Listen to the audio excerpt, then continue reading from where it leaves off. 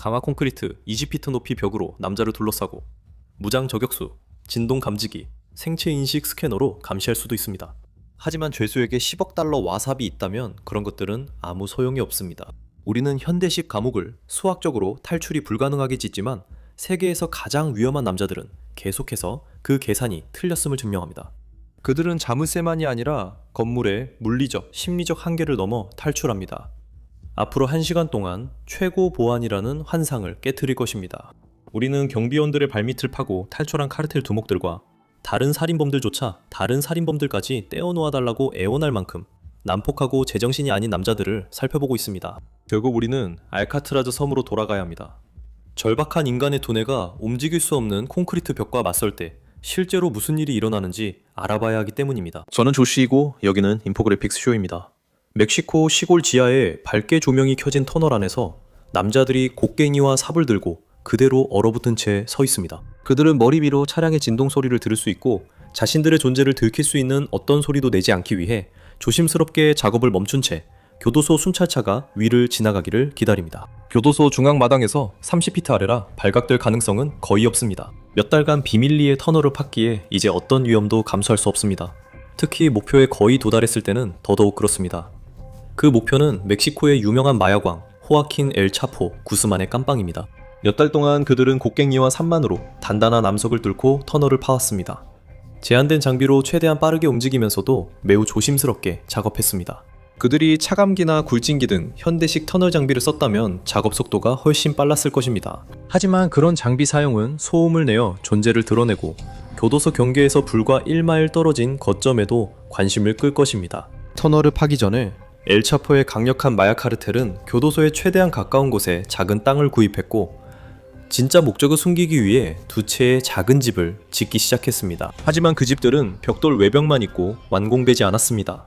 실제로 사람이 살 집이 아니었기 때문입니다. 그 집들은 엘차포 탈출 터널 공사를 위장하기 위해 쓰였습니다. 터널 작업반은 최대한 빨리 완성하라는 큰 압박을 받았습니다. 엘차포는 과거에 감옥에서 탈출하고 경찰의 급습을 피해 도망친 전력이 있었기 때문에 멕시코 당국은 언제든지 그를 다른 교도소로 이송해 탈출 시도를 저지할 수 있었습니다. 터널 작업자들이 보스를 구출하는 데 시간이 지체될수록 모든 노력이 헛수고가 되고 다른 곳에서 새 탈출을 계획해야 할 상황이었습니다. 그러나 그것만이 문제가 아니었습니다. 미완성 건물들은 지역 관리들과 호기심 많은 마을 주민들 모두의 관심을 끌기 시작했습니다. 왜 누군가가 빈 땅에 건설을 시작해놓고 집에 뼈대만 세운 채 갑자기 공사를 멈췄을까요? 시간은 점점 부족해지고 압박감은 커져만 갔습니다. 감방 안에서 엘차포는 모범수였습니다. 멕시코에서 벌어진 가장 끔찍한 폭력을 지시해온 오랜 전력이 있음에도 불구하고 엘차포는 교도관들과 동료 수감자들에게 친절하고 심지어는 쾌활한 태도를 유지했습니다. 그의 전화통화는 철저히 감시됐고 우편물도 교도소 직원들이 확인했지만 진행 중인 음모에 대한 단 한 조각의 단서도 드러나지 않았습니다. 엘차포는 이미 노련하고 참을성도 있었지만 그 인내심도 바닥나고 있었습니다. 터널을 파는 이들은 처음부터 어려운 과제에 직면해 신속히 움직여야 했습니다. 엄청난 압박에도 불구하고 그들은 엘차포가 다른 교도소로 이송되기 전에 그에게 도달하는 데 성공했을 뿐만 아니라 엘차포가 수감된 지 불과 16개월 만에 그의 감방까지 터널을 뚫는 데 성공했습니다. 그들이 만든 터널은 매우 정교해서 나중에 관계자들은 그 정도 규모의 터널을 만들려면 최소 18개월에서 2년은 걸렸어야 한다고 감탄했습니다. 터널의 벽은 필요에 따라 나무 판자로 보강되었고 발전기가 1마일에 달하는 환기 시스템을 통해 신선한 공기를 공급해 터널 내부에 산소가 유지되도록 했습니다. 터널 안에는 땅에 레일이 깔려 있었고 터널을 뚫는 사람들은 오토바이를 이용해 2대의 수레를 오가며 흙을 실어 나르곤 했습니다. 엘차포에게 도달하면 그는 그 오토바이에 올라타 1마일 거리를 빠르게 달려 자유를 향해 나아갔습니다. 하지만 그 많은 흙을 어딘가에 처리해야 했기 때문에 터널을 뚫는 사람들은 흙을 터널 입구로 옮긴 뒤 다른 사람들이 밖에 들판에 흙을 넓게 퍼뜨렸습니다. 만약 흙을 한 곳에 쌓아두었다면 분명히 눈에 띄었을 테니까요. 그래도 텅 빈 들판에 신선한 흙이 넓게 퍼져 있는 모습은 결국 누군가의 주목을 끌 수밖에 없었고 지상에 있던 가짜 건설 인부들에게는 쉽게 답할 수 없는 의문을 불러일으켰습니다. 그러나 2015년 7월 12일 한밤중 엘차포의 감방한 샤워실에서 갑자기 금속이 긁히는 소리가 들렸습니다. 잠시 후 샤워실 세라믹 바닥이 들리자 감금된 마약왕 엘차포에게 익숙한 얼굴이 인사하며 어둠 속으로 손짓했습니다. 엘차포는 곧바로 비밀 터널로 들어가 30피트 아래로 내려갔습니다. 터널은 한 사람이 겨우 지나갈 폭이었지만 엘차포가 서 있을 높이는 됐습니다. 적들에게 키가 작다고 자주 조롱받았던 엘차포를 위해 터널을 판 이들은 보스가 터널을 걸을 때 허리를 굽히지 않아도 될 만큼의 높이로 터널을 만들었습니다. 이보다 더 멋진 탈옥이 있을까요? 터널 입구에서 몇 피트 들어가자 엘차포는 금속 레일에 고정된 작은 오토바이에 올라탔습니다. 몇 달간 흙을 나르던 수레들은 이제 모두 사라졌습니다. 그리고 감방을 떠난 지 얼마 되지 않아 엘차포는 마치 놀이공원에서 놀이기구를 타는 아이처럼 밝게 조명이 켜진 터널을 오토바이로 달리고 있었습니다. 2분 후 엘차포는 나무 계단을 올라가 그의 조직이 1년 반 동안 비밀 작업의 거점으로 써온 텅 빈 집 안으로 모습을 드러내며 그의 짧은 질주를 마무리했습니다. 엘차포는 깨끗한 옷으로 갈아입은 뒤 트럭에 올라타 밤의 어둠 속으로 사라졌습니다. 그는 1마일에 달하는 놀라운 비밀 터널과 완전히 좌절한 교정 당국과 멕시코 정부 모두를 뒤로 남겼습니다. 엘차포는 탈옥 후 몇 달 만에 다시 체포됐습니다. 그가 도착하기 몇 주 전 현지인들에게 목격된 부주의한 총잡이들 때문에 그의 새로운 은신처는 발각됐습니다. 중부장한 남성들에 대한 신고를 받고 멕시코 당국은 그 집을 감시하기 시작했고 할머니나 이모가 방문할 것이라는 내용의 통신을 가로챘습니다. 이것이 중요한 인물임을 깨달은 당국은 기회를 엿보며 공격할 준비를 했습니다. 한 달 후 멕시코 특수부대가 그 집을 급습해 여러 경호원을 사살했지만 엘차포와 그의 최고의 측근 중 한 명은 예상대로 비밀 터널을 통해 도주했습니다. 집에서 1마일 떨어진 곳으로 나온 두 사람은 총으로 차량을 빼앗았지만 운전자는 바로 경찰에 신고했습니다. 전환 차량에 대한 경보를 발령한 후 연방경찰은 그 차량을 발견하고 두 도주범을 체포했습니다. 엘차포는 그러나 적어도 돈으로 자유를 사보려는 시도라도 하지 않고서는 물러서지 않았습니다. 엘차포는 과거 공무원 부패를 알고 경찰에게 뇌물을 주며 자신을 풀어주면 돈, 집, 수익성 좋은 일자리까지 주겠다고 했습니다.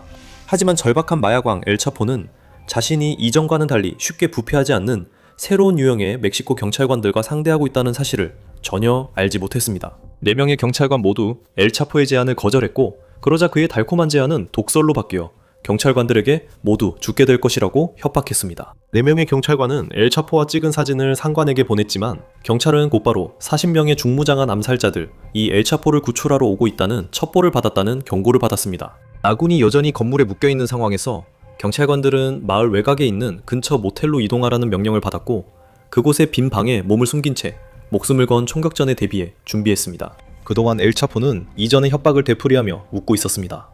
갑자기 차량 행렬이 도로변을 밝히며 외딴 모텔을 향해 분명히 다가오고 있었습니다. M16 돌격소총과 권총으로 무장한 경찰관들은 분명히 마지막 결전을 준비했습니다. 엘차포는 그들을 조롱하며 이제 곧 죽음을 맞이할 것이고 그 다음은 그들의 가족 차례라고 말했습니다.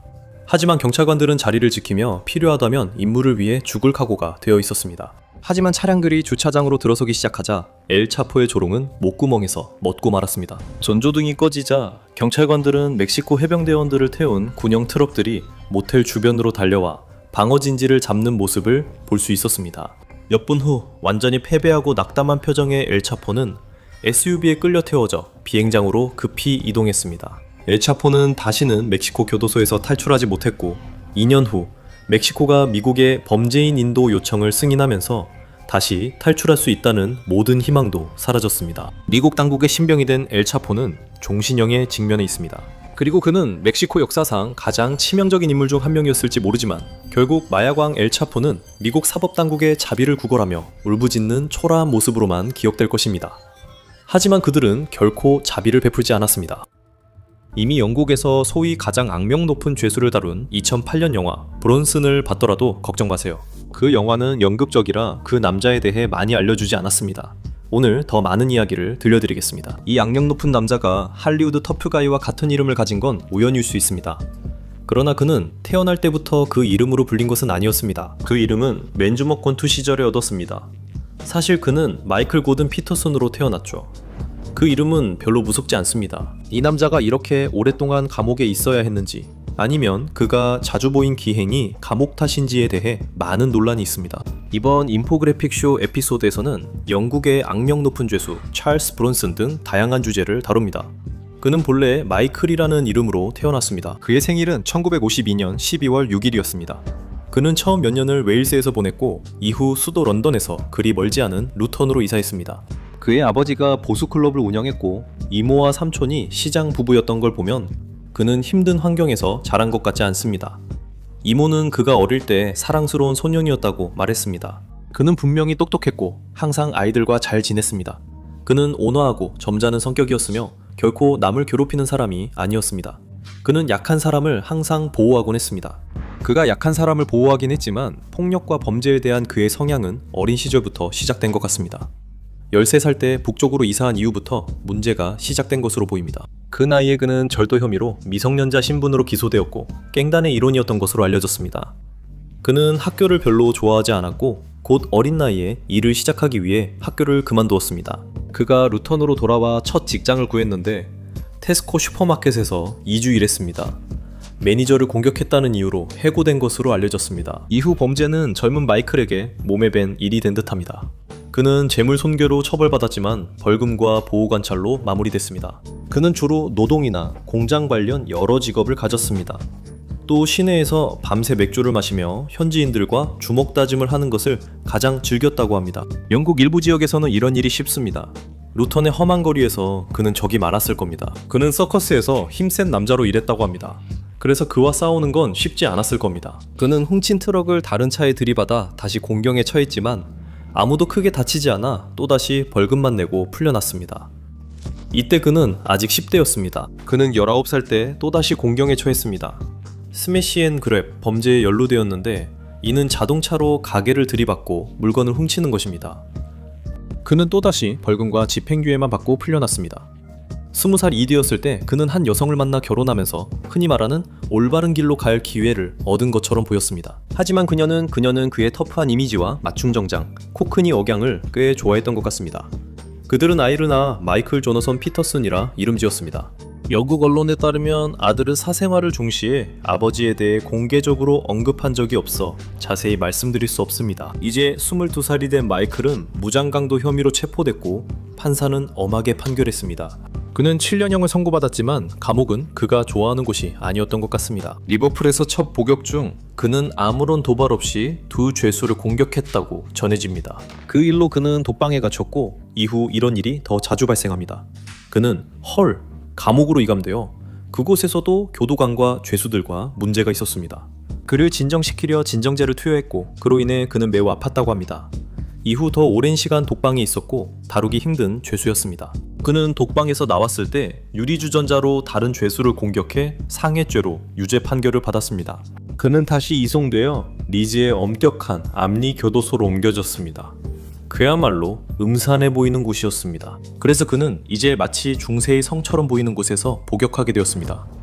2018년에도 이곳은 자살률이 가장 높은 곳으로 알려져 있습니다. 현재 언론은 이곳이 여전히 수감자와 직원 모두에게 매우 위험하다고 전합니다. 70년대에도 결코 휴가 같은 곳이 아니었을 것입니다. 그는 압리교도소에서도 힘든 존재였고 여러 교도소로 옮겨 다녔으며 이동 중엔 벤 바닥에 쇠사슬로 묶이기도 했습니다. 독방이 아니면 다른 수감자나 교도관을 공격했으며 공격 후 교도관들에게 반복적으로 구타를 당했다고 합니다. 영화에서 여러 명의 교도관들이 그를 제압하는 장면을 보셨을 수도 있습니다. 한 번은 독방에 갇혀 구타로부터 회복하던 중에 이혼을 하게 되었습니다. 이 시기가 그의 인생에서 가장 힘든 순간이었을 것이라 상상할 수 있지만 그를 버티게 해준 한 가지는 독방에서의 운동 루틴이었다고 합니다. 이 운동 덕분에 그는 건강을 유지하고 두려움의 대상이 될 수 있었습니다. 그가 오랜 수감 생활 후에 쓴 책 솔리터리 피트니스는 수백만 부가 팔렸습니다. 실제로 이 책에 대한 평가는 매우 긍정적이지만 사람들이 가끔 책이 얼마나 이상해질 수 있는지에 대해 이야기하기도 합니다. 언론에 따르면 이 책의 수익금은 아동 자선단체에 기부된다고 합니다. 영국 언론은 그의 힘이 놀라울 정도였다고 전합니다. 그는 손으로 감방 철창을 구부렸고 힘과 체력에서 6개의 세계 기록을 보유했다고 합니다. 그가 세운 또 다른 비공식 기록은 영국 수감자 중 가장 많은 교도소 옥상 시위를 벌인 것입니다. 하지만 지금 아직은 70년대 이야기이고 명성이나 악명과는 거리가 멉니다. 런던 교도소에서 그는 다른 수감자 독살을 시도했고 이 사건이 결정적 계기가 된 듯합니다. 교도소 생활은 끝났고 그는 정신병원으로 이송되었습니다. 그런데 그곳에서 누구를 만났을까요? 영국에서 가장 무자비한 갱스터 크레이 쌍둥이를 만났고 그들을 내가 만난 최고의 두 사람이라 불렀습니다. 그러나 우정은 오래가지 못했고 그는 다시 교도소로 옮겨졌습니다. 그 후에는 더 많은 독방 생활, 탈옥 시도, 평생 지울 수 없는 상처를 남긴 수감자들에 대한 공격, 그리고 또 다른 공격들이 이어졌습니다. 결국 당국이 지치고 질렸을 때 그는 정신보건법에 따라 강제 입원 조치되었습니다. 그는 이제 단순한 범죄자가 아니라 정신질환을 앓는 사람이기도 했습니다. 1978년 그는 다시 또 다른 특수시설에 수감되었지만 강제로 약을 복용해야 한다는 사실과 영국에서 가장 심각한 정신질환자들 사이에 있다는 사실을 별로 좋아하지 않았던 것 같습니다. 그곳엔 말로 할 수 없는 끔찍한 짓을 저질러 평생 시설에 갇힌 남자들이 있었습니다. 맞아요. 그는 이런 끔찍한 남자들을 싫어했고 한때는 무고한 아이의 생명을 앗아간 다름 환자나 수감자를 거의 죽일 뻔했다고 전해집니다. 그가 시설에서 자신을 둘러싼 이들을 묘사하며 그들이 머리로 벽에 들이받다가 기절하는 걸 봤어요 라고 말했습니다. 자신을 계속 물어뜯는 사람도 있었어요. 그는 다른 수감자를 죽이려 하기도 했죠. 그리고 1982년 아직 악명 높은 브로드모어에 있을 때 그는 3일 동안 이어진 옥상 시위를 주도했고 그로 인해 약 30만 달러의 피해가 발생했습니다. 이 사람이 다루기 힘든 수감자로 유명해진 이유를 알겠죠. 하지만 앞으로 더 많은 일이 남아 있습니다. 그는 아직 시작하지도 않았어요. 그는 옥상 시위를 2번 더 주도하고 단식 투쟁도 했습니다. 한편 시를 쓰고 스케치를 하며 만화를 그리면서 위안을 찾았고 작품으로 상도 받았습니다. 하지만 그의 폭력성은 멈추지 않았고 가끔 진정될 뿐이었습니다. 정신과 의사들도 그를 이해하지 못했습니다. 그리고 그는 정신병원에 있었지만 제대로 된 진단을 받은 적이 없었습니다. 그는 한번 이렇게 말한 적이 있습니다. 정신병원은 미친 곳이고 규칙도 미쳤다. 처음 들어갈 때 멀쩡해도 나올 땐 미치게 된다. 그는 다시 교도소로 가서 수감자들을 찌르거나 때렸다. 옥상 시위와 독방 생활이 늘었고 교도관에게 더 자주 맞고 약도 더 먹었습니다. 결정적으로 교도소 소장에 목을 조른 적도 있습니다. 그 일 이후로 그는 형기를 마칠 때까지 독방에서 나올 수 없었습니다. 1987년에 출소한 그는 거의 즉시 다시 범죄에 손을 댔습니다. 그의 첫 번째 범죄는 꽤 우스꽝스러웠습니다. 그는 물총을 사서 약간 개조한 뒤 그 물총을 들이대고 한 남자에게 자신의 단골 장소인 루턴까지 운전하게 했습니다. 그곳에서 그는 맨손 권투를 시작했고 찰스 브론슨이라는 별명을 얻었습니다.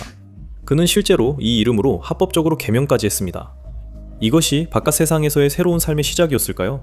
전혀 아니었습니다. 그는 누구와도 싸울 준비가 되어 있었고 맨손 권투왕 레니 맥클린에게도 도전했다고 합니다. 레니 맥클린은 싸움을 원치 않았거나 동의했을 땐 이미 브론슨이 감옥에 있었습니다. 또 다른 싸움에선 거대한 로트와일러와 맞서 싸우라는 도전을 받았습니다. 그는 그 개를 죽였고 훗날 그 일을 정말 후회했다고 말했습니다.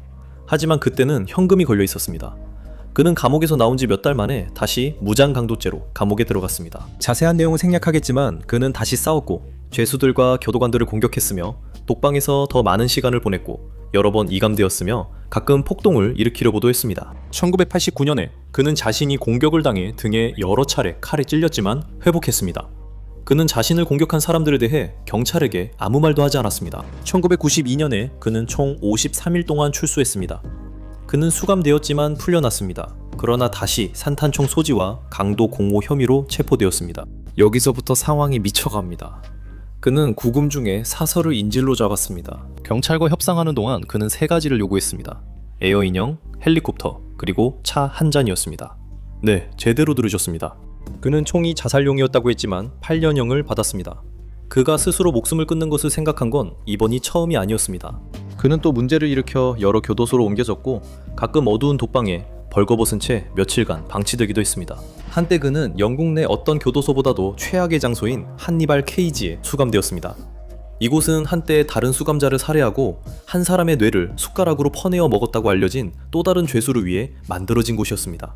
한때 그는 교도소장을 공격하기도 했지만 장애아동들과 교류할 수 있게 된 후로는 훨씬 나아졌다고 합니다. 그는 만화 스케치도 계속했습니다.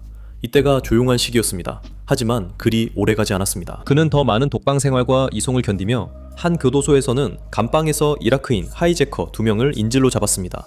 아버지 사망 후 점점 미쳐갔다고 합니다. 그는 경비원들에게 다가오면 인질의 목을 꺾겠다고 했습니다. 또 인질들에게 자신의 발을 간지럽히고 노래를 부르라고 시켰습니다. 그들에게 그는 장군으로 알려져 있었습니다. 그는 비행기, 기관총, 탄약, 그리고 치즈와 피크 샌드위치를 요구했습니다. 나중에는 계속 아이스크림만 달라고 했던 것 같습니다. 결국 그는 인질들을 풀어주었고 그의 형량에 7년이 더 추가되었습니다. 신체적으로는 매우 건강했지만 오랜 시간 어둠과 독방에 있으면서 그의 시력과 사회성에 부정적인 영향이 있었다고 합니다. 그리고 이제 변호사들이 그의 편을 들기 시작했습니다. 하지만 그는 한 명을 인질로 잡았습니다. 하지만 그는 곧 그를 풀어줬습니다. 한 민간 직원이 그림을 비판하자 그도 인질로 잡고 감옥 일부를 부수기 시작했습니다. 또 뭐가 있을까요? 밀레니엄 이후 그는 재혼하고 이슬람으로 개종했으며 이름을 바꾸고 또 다른 인질을 잡았습니다.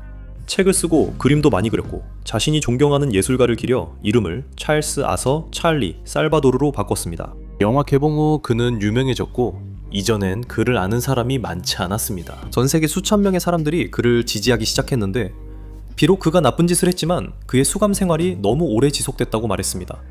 하지만 그는 계속해서 문제를 일으키는 것을 멈추지 못했습니다. 2014년 그는 또 다른 교도소장을 공격했습니다. 같은 해에 그의 예술작품이 경매에 나왔고 종종 어두운 분위기의 그의 200점 작품은 약 3만 파운드에 팔렸습니다. 브론슨은 이 중 상당 부분을 뇌종양 자선단체와 루터네 키츠 호스피스에 기부했습니다. 브론슨은 예전에 자신은 이제 죽었고 예술가 살바도르로 다시 태어났다고 말했습니다. 그는 더 많은 작품을 만들었고 여러 자선단체와 옥스퍼드 노숙인들에게 기부했습니다. 2017년 한 여배우와 결혼했으며 그녀는 그의 출소를 바라고 있습니다. 총 44년이 넘는 복역 기간 중 36년을 독방에서 보냈으며 때로는 빚도 없는 상태였습니다. 2018년 그는 개방형 교도소에 수감됐으며 2년 후 재심사를 거쳐 출소할 가능성이 있다고 전해졌습니다. 하지만 그가 저지른 유괴 사건 중 하나로 인해 종신형을 선고받았기 때문에 그럴 가능성은 낮습니다. 1999년에 그는 한 교사를 이틀 동안 감금한 적이 있습니다. 영국 언론에 따르면 그는 65세의 나이에 온몸에 버터를 바르고 교도관들에게 싸움을 걸었다고 합니다. 마지막으로 그가 한 말을 남기겠습니다. 나는 착한 사람이지만 가끔 이성을 잃고 사나워질 때가 있습니다. 그렇다고 악한 사람은 아니고 혼란스러울 뿐입니다. 1934년 8월 11일 136명의 죄수들과 함께 당신은 미국에서 가장 악명 높은 교도소로 알려지게 될 곳으로 향하고 있습니다. 당신들은 당국이 교정 불가능자라고 부르는 사람들입니다. 왜냐하면 여러분이 원래 있던 교도소에서 계속 문제를 일으켰기 때문이죠. 여러분은 폭력적이고 예측 불가하다는 평가로 지금 지옥 같은 교도소로 이송되고 있습니다. 여러분은 특별히 설계된 기차 객차에서 수갑을 찬 채 60명의 FBI 요원과 연방보안관 등 보안 요원들에게 둘러싸여 있습니다. 분위기는 엄숙하며 여러분은 험상궂은 범죄자로 서로를 불신의 눈빛으로 바라봅니다. 기차가 덜컥거릴 때마다 불길함이 감돕니다. 여러분 머릿속에 너는 지옥에 간다는 소리가 들립니다. 틀린 말이 아니죠. 그렇게 첫 죄수들이 알카트라즈 섬으로 이송됐습니다. 알카트라즈에는 군사감옥 시절부터 남아있던 수감자들이 있었기 때문에 그들 중 누구도 수감번호 1번은 아니었습니다. 이곳은 탈출이 불가능한 지옥으로 유명한 교도소가 되기 전에는 군사감옥이었습니다. 다시 한번 여러분이 이 죄수들 중 한 명이라고 상상해 봅시다. 여러분은 오전 9시 40분에 티뷰론이라는 곳에 기차를 타고 도착합니다. 그곳 물가에는 바지선이 기다리고 있습니다. 그리고 바로 그 바지선을 타고 샌프란시스코만에 위치한 섬으로 가게 됩니다. 여러분이 있던 기차 객차는 아마 가장 삼엄하게 경비된 열차 중 하나로 기록될 것입니다. 철도 역사상 미국에서 가장 흉악한 죄수들 중 일부가 한꺼번에 풀려났다고 상상해보세요. 마치 서부 영화 같은 상황이죠. 하지만 오늘은 아무도 탈출하지 못합니다. 여러분 주위에 있는 많은 남자들은 유죄 판결을 받은 살인범들이고 다른 이들은 악명 높은 은행 강도들입니다. 여러분 모두의 전과 기록을 합치면 책 한 권이 나올 정도입니다. 이 남자들 각각은 문제인물로 불렸고 당국은 이들이 절박한 상태라고 기록했습니다. 이들은 다른 곳에서 탈옥을 계획했고 자유를 방해하는 사람을 죽일 의지가 있다는 것이 알려져 있습니다. 그래서 여러분은 고도로 훈련된 요원의 감시를 받게 됩니다. 그리고 우리가 고도로 훈련된 이라고 말할 때 그것은 재활 훈련을 의미하는 것이 아닙니다. 이들은 죄수들의 행동을 개선시키는 능력이 아니라 강인함 때문에 선발된 사람들입니다. 책임자인 두 남자, 교도소장과 부교도소장은 철의 사나이드이라는 별명을 가지고 있습니다. 마침내 당신을 섬으로 데려다줄 페리선에 도착하면 당신은 다른 한 남자와 함께 수갑이 채워지고 두 사람 모두 함께 족쇄가 채워집니다. 당신은 10피트 앞으로 걸어서 잔교를 건너 배에 오르라는 명령을 받습니다. 법 집행관들과 교도관들이 당신을 둘러싸고 있습니다. 이 일들은 언론의 관심 밖에서 당국의 비밀 작전으로 진행됐습니다. 단 한 명의 사진기자만 이 이동을 알았습니다. 알카트라즈 부두에서 당신과 수갑에 묶인 이는 경비원들 사이를 지나갑니다. 2명씩 짝지어 문을 지나 운동장과 감옥 건물로 이동합니다. 당신은 수색을 받고 번호를 부여받은 뒤 감방이 배정됩니다. 이제 수갑이 풀리고 다른 사람과도 분리됩니다. 하지만 감방에 들어가기 전에 당신은 목욕탕으로 끌려가 알몸이 됩니다. 몸 구석구석을 철저히 검사받은 후 씻으라는 지시를 받습니다. 그 후 당신은 감방으로 옮겨지고 문이 잠깁니다.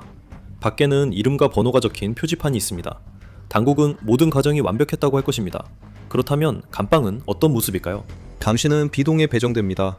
나중에 C동으로 옮길 수 있고 A동은 남성 수감자를 거의 수용하지 않습니다. D동은 독방으로 수감자가 하루 24시간 동안 감금될 수 있는 격리구역입니다. 이 감방들은 때때로 감금실이라고도 불립니다. 간수들에게 잘 보이면 일주일에 한 번 1시간 정도 운동장에 나갈 수 있지만 그렇지 않으면 완전히 고립된 생활을 하게 됩니다. 그래서 B동에 있는 당신의 감방은 가로 5피트, 세로 9피트입니다. 속담처럼 그 안은 몸도 제대로 돌리기 힘들 만큼 비좁습니다. 그 감방 안에는 당신이 잘 수 있는 간이 침대가 있는데 그것은 강철로 만들어져 있습니다. 사용하지 않을 때 벽에 접어 올릴 수 있습니다. 이 감방은 공간이 부족합니다. 앉는 강철 선반, 물건 올리는 선반, 세면대, 변기가 있습니다. 처음 그 감방에 들어가면 당신이 소유하게 되는 모든 것은 칫솔, 치약가루, 수건 2장, 그리고 컵 하나입니다. 읽을 책들도 있어서 언젠가는 그 선반을 책으로 채울 수 있습니다. 모범적으로 행동하면 한 달에 한 번 비접촉 면회가 가능합니다. 아프면 교도소 내 병원을 이용할 수 있습니다. 앞으로 1년 동안 조지 머신건 켈리로 알려진 인물을 포함해 유명한 사람들이 교도소에 도착할 것입니다. 그 외에도 언론에서 가장 흉악한 범죄라고 부르는 죄로 유죄 판결을 받은 사람들이 도착합니다.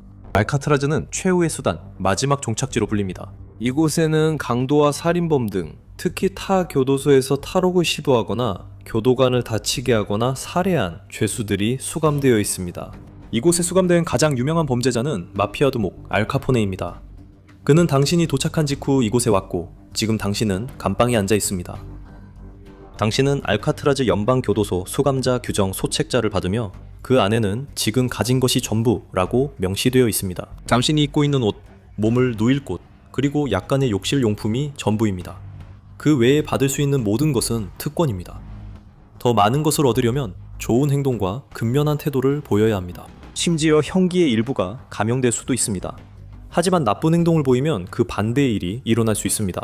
특권을 잃거나 형기가 늘어나거나 독방에 보내질 수도 있습니다. 이건 전에 본 것과 같습니다. 소책자에는 거래, 도박, 판매, 증여, 대여 금지라고 굵게 적혀 있고 이 규칙은 실제로 지켜집니다. 당신은 주 5일 하루 8시간씩 일하게 됩니다.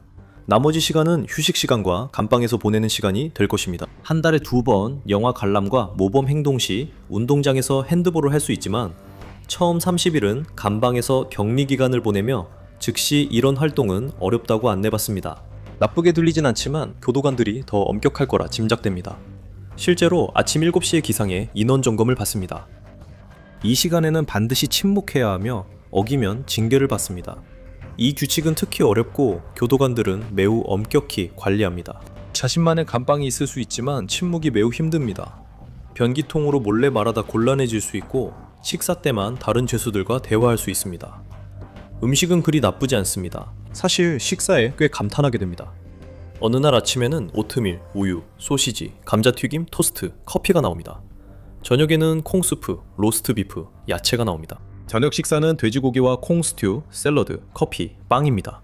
또 다른 날 아침은 비슷하지만 저녁엔 빵가루 입힌 대구, 감자 수프, 양배추, 빵, 차가 나옵니다. 어느 날 저녁 식사로 야채 수프, 스파게티 미트볼, 과일 푸딩, 빵, 향신료를 넣은 사과까지 나옵니다. 무슨 일이 일어난 걸까요? 당신은 밖에서 먹던 때보다 또 많은 극심한 빈곤 속에 사는 미국인들보다 훨씬 더 잘 먹고 있습니다. 앞으로 몇 년이 지나면 알카트라즈의 맛있는 음식은 전설이 될 것이고 오늘날의 어떤 죄수라도 곰팡이 핀 빵 한 조각과 정체불명의 고기와 힘줄이 가득한 의심스러운 죽을 먹으면서 과거로 돌아가고 싶다는 생각이 들게 만들 겁니다. 알카트라즈 교도소장들은 건강하고 맛있는 음식이 좋은 행동을 유도하고 폭력을 줄인다고 믿었습니다. 하루 3번의 좋은 식사는 죄수들의 신체적, 정신적 건강을 유지해줍니다. 사람은 먹는 대로 된다는 말처럼 교도소장은 나쁜 음식이 좋은 행동과 맞지 않다고 봅니다.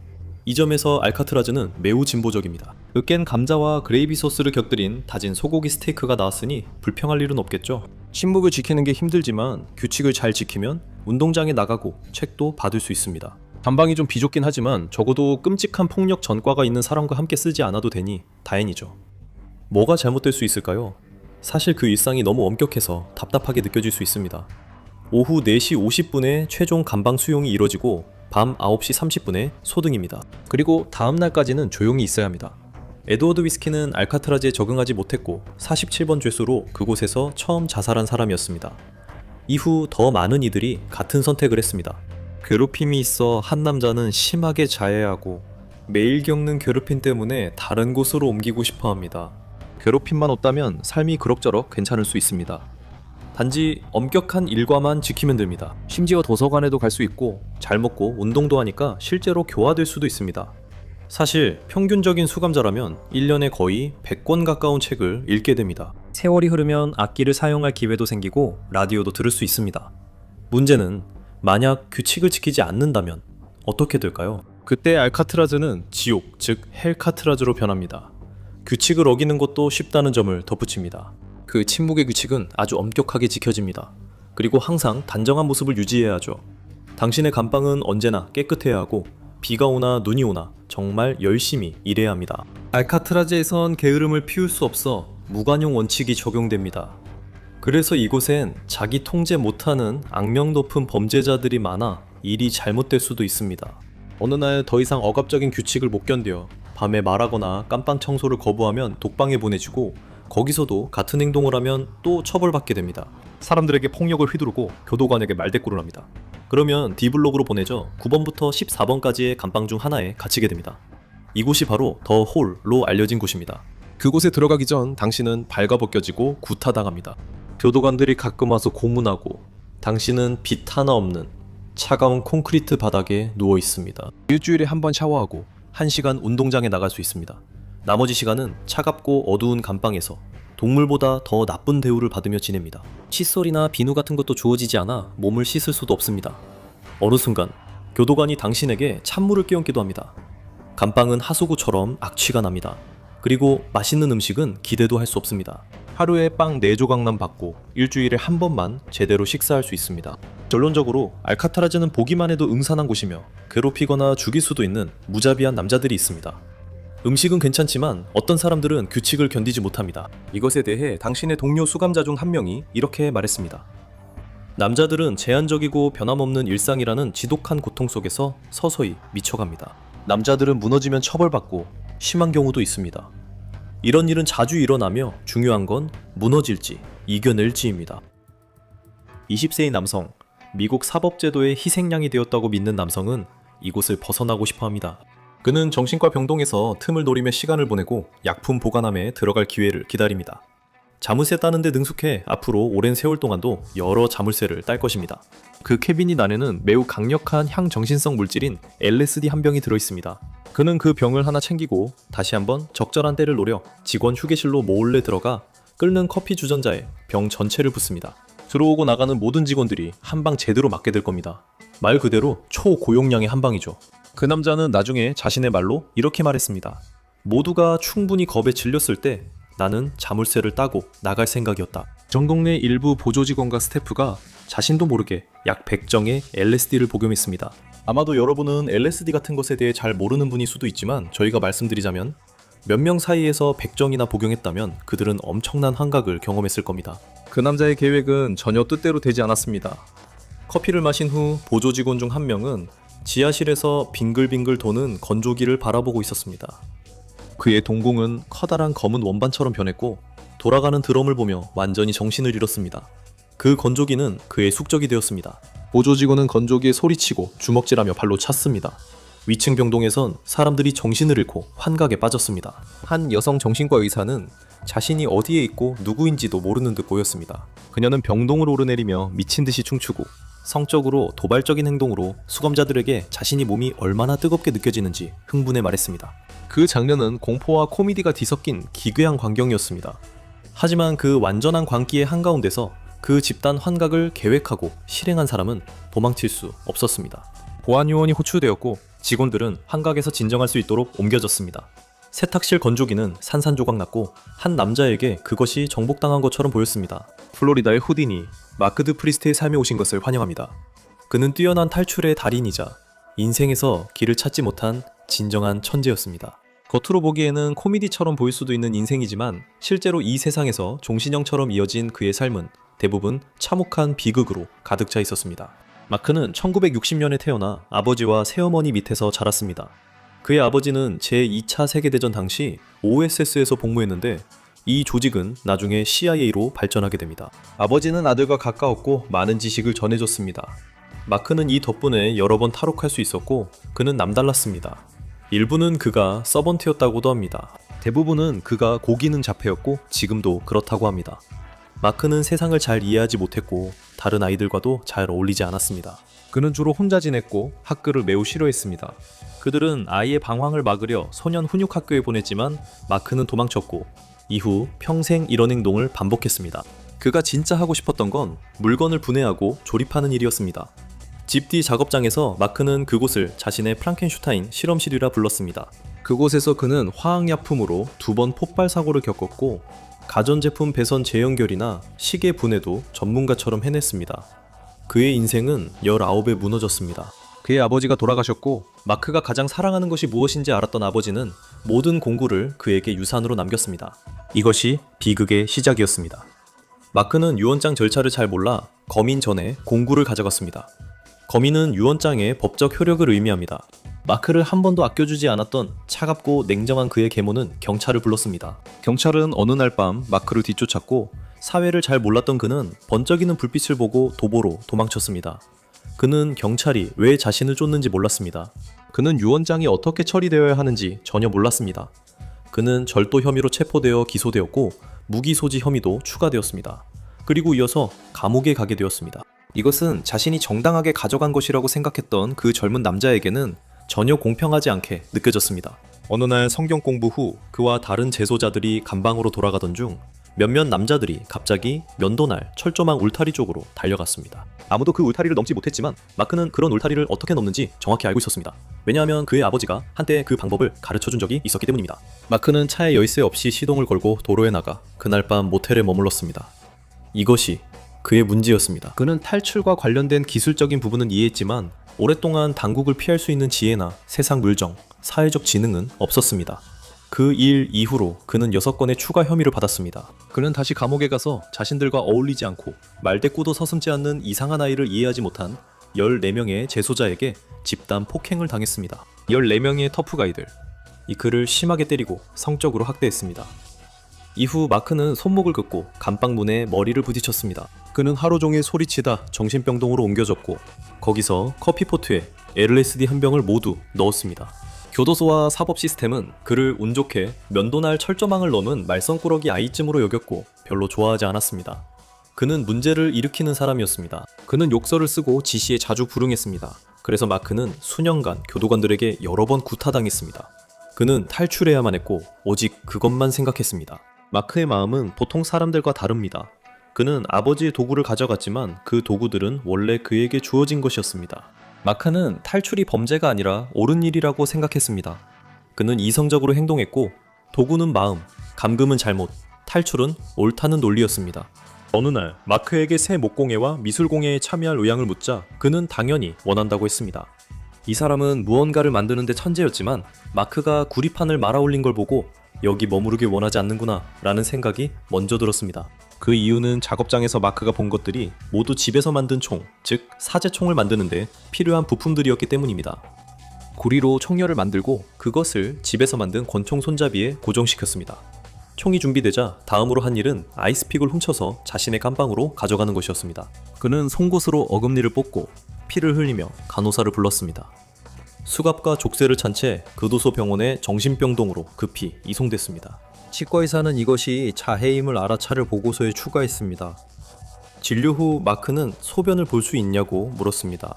그는 화장실에서 수갑을 풀고 직접 만든 총을 꺼내 경비원들을 위협하며 움직이면 머리를 날려버리겠다고 소리쳤습니다. 그 병동에 있던 몇몇 수감자들은 정신 상태가 좋지 않았는지 이리저리 뛰어다니며 소리를 질렀습니다. 마크는 자신의 총이 실제로 작동한다는 것을 보여주기 위해 탁자를 향해 한 발 쏘았습니다.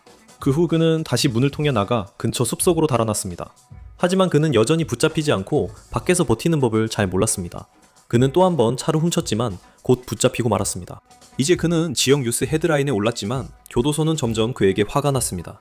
여러 번 기회를 줬지만 이제 그가 고통받길 바랐고 그는 실제로 감옥에서 고통을 겪었습니다. 당국이 이 아이가 재판을 받을 정신적 능력이 있는지 알아보는 동안 그를 하루 24시간 내내 감금했습니다.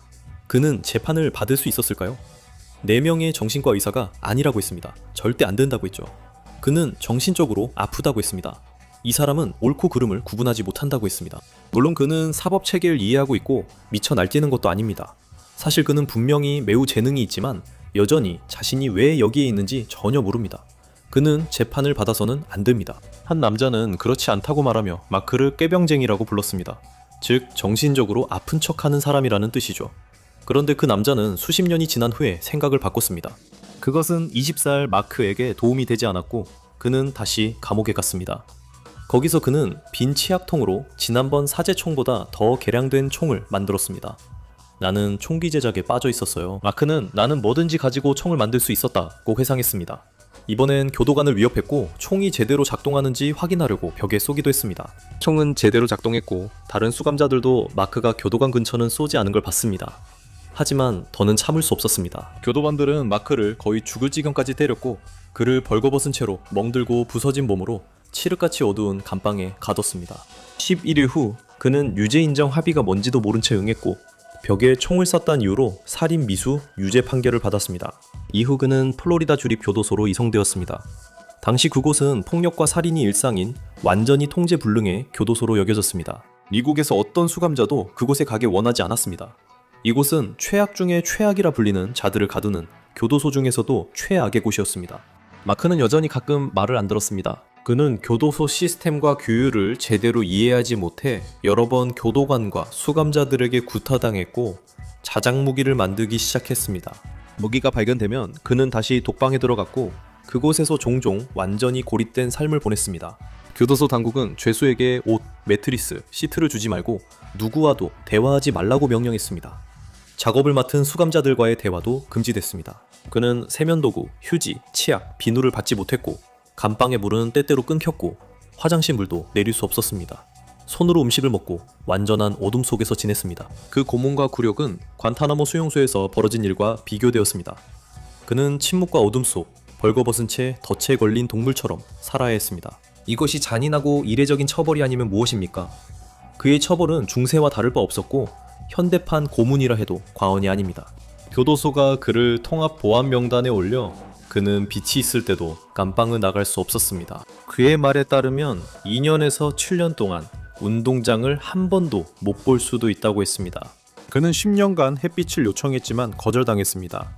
하지만 교도관을 볼 수 있었고 그가 한 일은 그들의 열쇠를 관찰하는 것이었습니다. 그는 열쇠를 관찰해 홈을 외우고 종이로 열쇠 세트를 만들었습니다. 몇 년 후 미국의 모든 자물쇠에 맞는 열쇠를 만들었다고 했는데 실제로 사용해봤을까요? 마크는 총 13번 탈출을 시도했고 그중 7번은 성공했습니다. 한 번은 담장을 넘다가 2발 모두 부러졌습니다. 그는 트럭의 직결에 시동을 걸고 경찰 검문소를 들이받은 후 고속 추격 끝에 트럭을 누군가의 거실로 몰아넣었습니다. 그는 트럭으로 들이받은 집 사람들이 매우 화났다고 했고 수백 건의 징계를 받았지만 타인을 다치게 한 적은 없다고 했습니다. 징계는 주로 사소한 규칙 위반이나 폭력적인 수감 환경에서 자신을 보호하려다 무기가 발견된 경우 내려졌습니다. 그의 이야기가 공개되었고 이제 대다수의 대중은 그가 정신적인 문제를 가진 사람이자 수감 첫 해에 동료 수감자들의 집단 폭행과 성적 학대를 당한 이후로 교도소 시스템에 의해 망가진 사람이라고 말합니다. 그는 2019년 2월 5일 1년간 정신건강 및 약물 중독 치료센터에서 지내는 조건으로 가석방됐습니다. 수년간 교도소에서 받은 수많은 약물에 의존하게 됐습니다. 며칠 만에 그는 양극성 조증 증상을 보이고 심부전 증세까지 나타났으며 메스암페타민 양성 반응도 나왔습니다. 마크는 다시 교도소로 보내졌고 현재 어느 교도소로 이송될지 기다리는 중입니다. 돌아가신 아버지의 연장을 가지고 떠난 지 40년이 지났습니다. 그중 27년은 햇빛도 들지 않거나 완전한 어둠 속에서 독방에 갇혀 지냈습니다.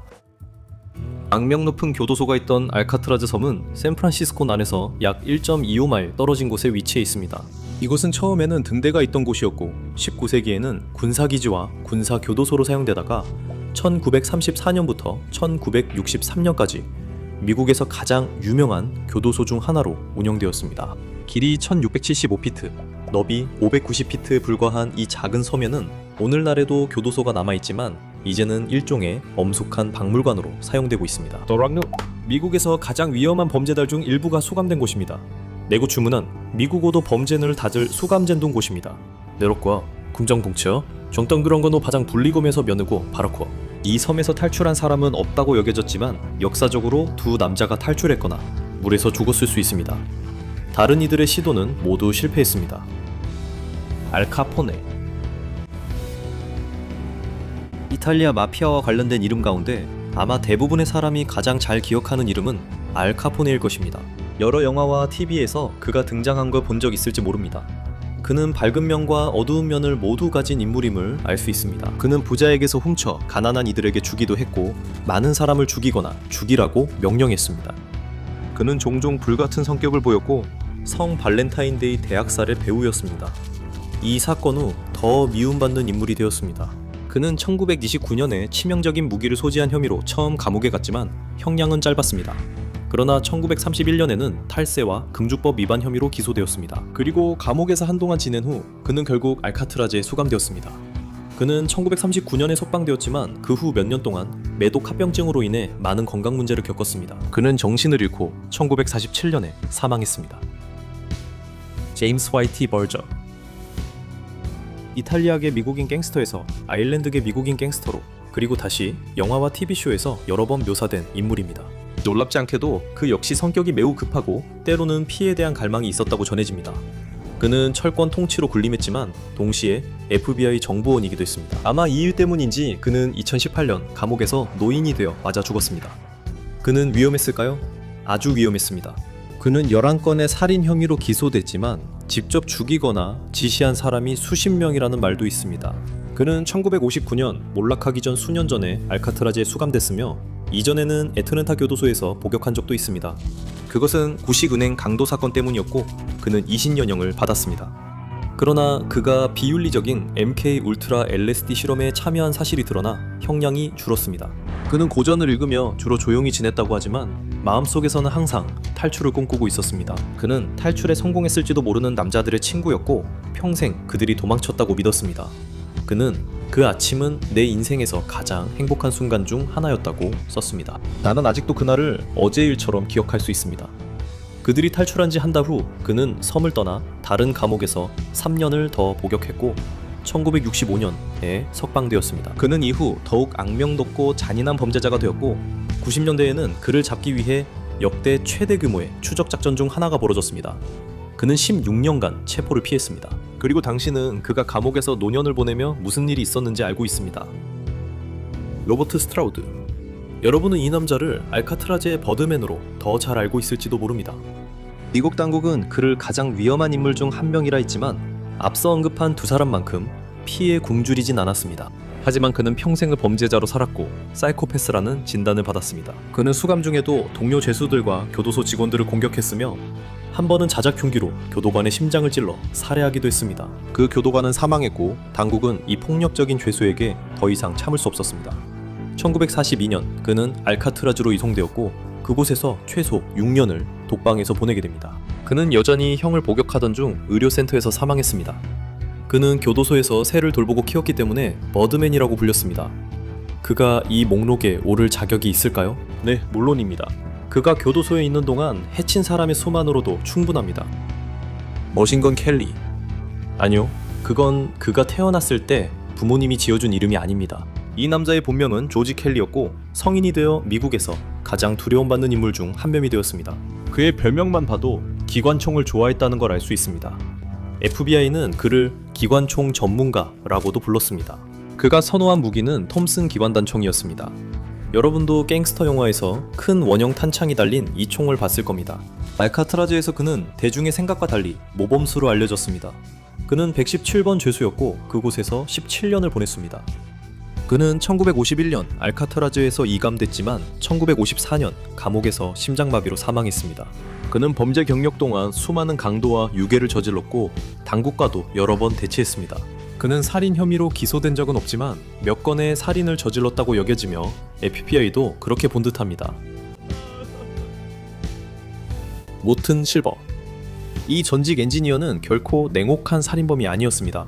하지만 그는 FBI 국장 J. 에드거 후버에게 세기의 범죄를 저질렀다는 혐의를 받았습니다. 그는 무슨 일을 저질렀을까요? 그는 미북을 상대로 첩보 활동을 벌이고 소련의 핵기술과 미국의 다른 군사발전에 관한 정보를 제공한 소규모 그룹의 일원이었다고 합니다.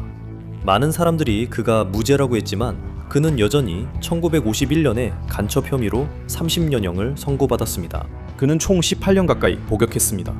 그는 1963년 알카트라즈가 문을 닫을 때까지 그곳에 있었고 모범수로 알려졌습니다. 1974년에 출간된 그의 저서 On Doing Time에서 그는 자신의 무죄를 주장하며 자신에게 씌워진 범죄 혐의가 정치적 목적으로 조작된 것이라고 말했습니다. 알카트라즈에서 금문교가 보이는 방에 배정받아 대부분 책을 읽으며 지냈습니다. 일부 자료에 따르면 그는 온화한 성격이었고 국가의 적으로 여겨졌기 때문에 동료 죄수들과도 잘 지냈다고 합니다. 그가 정말로 소련에, 미국에 매우 위험할 수 있는 정보를 제공했을까요? 그건 여러분이 조사해볼 문제입니다. 엘빈 크리피 카르피스, 이 갱스터는 미국 대공황 시절에 활동했는데 그의 별명은 그가 한 일 때문이 아니라 친구들과 동료들이 그의 미소가 매우 음산하다고 생각했기 때문에 붙여진 것입니다. 그는 1930년대 베이커 카르피스 갱단을 이끌면서 미국의 4명의 공공의적 1호 중 1명이라는 영예를 얻었습니다. 그는 공공의적 넘버1 중 유일한 생존자였습니다. 나머지 3명은 감옥 가기 전 모두 사망했는데 그들이 누구인지 맞춰볼 수 있나요? 존 딜린저, 프리티보이 플로이드, 베이비페이스 넬슨이었습니다. 카르피스는 또한 알카트라즈에서 가장 오랜 시간을 보낸 인물로 총 26년을 복역했습니다. 그의 범죄는 매우 많았으며 강도, 유괴, 절도, 살인 등이 포함되어 있었습니다. 그는 또한 매우 지능적이었다고도 전해집니다. 그는 다른 교도소에서 복역하던 중 찰스 맨슨에게 기타를 가르쳤으며 맨슨을 목소리가 좋고 성격이 유쾌한 사람이라고 묘사한 적이 있습니다. 하지만 죄수치고는 유난히 온순하고 점잖은 편이라고 했습니다. 그는 결코 거친 말을 하지 않고 심지어 논쟁에도 휘말린 적이 없습니다. 그는 출소 후 책을 집필했고 스페인에서 또 다른 책을 쓰던 중 자살했을 가능성이 있습니다. 일부는 우연한 약물 과다 복용으로 사망했을 가능성이 더 높다고 말합니다. 장미영, 이것은 한 남자가 밖에서 저지른 일뿐만 아니라 복역 중에 저지른 일로도 위험했던 또 다른 사례입니다. 영 씨는 은행 강도로 유죄 판결을 받았으며 인질을 잡고 그들에게 늘 친절했던 것은 아니라고 알려져 있습니다.